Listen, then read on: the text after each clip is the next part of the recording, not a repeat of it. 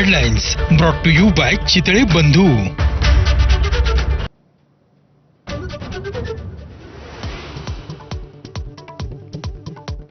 जनतेनं ज्यांना नाकारलं ते जनादेशाला नाकारतायत. राहुल गांधी जुने मुद्दे उगाच उकरतायत.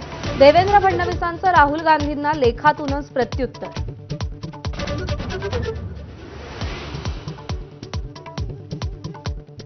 उद्धव ठाकरेंसोबतच्या युतीसोबतच मनसेकडून एकला चलोरेचीही चाचपणी. राज ठाकरे कोणता निर्णय घेतात याकडे महाराष्ट्राचं लक्ष. राज ठाकरे आणि उद्धव ठाकरेंसह एकनाथ शिंदेंनी एकत्र येऊन अखंड शिवसेना तयार करावी.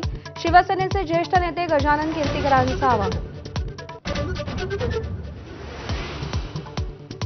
2022 मधल्या अयोध्या दौऱ्यातच शिंदेंनी शिवसेना सोडण्याचा विचार बोलून दाखवला. राऊतांचा माझा कट्ट्यावर गौप्यस्फोट.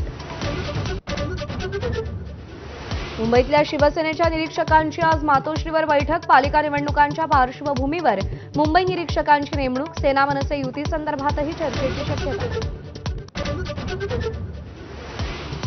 शेतकऱ्यांच्या विविध मागण्यांसाठी आजपासून बच्चू कडूंचं अन्नत्याग आंदोलन. मागण्या मान्य होत नाहीत तोपर्यंत आंदोलन सुरूच राहणार. बच्चू कडूंचा इशारा. विशाळगडावर आज उरूस होणार. प्रशासनानं परवानगी नाकारली असली तरी कुर्बानीला हायकोर्टाची परवानगी.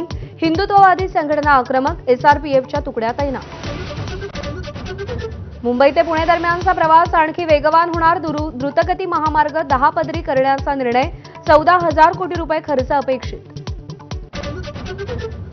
देशभरात कोरोनाचे आणखी 4 बळी. मृतांची संख्या 59 वर.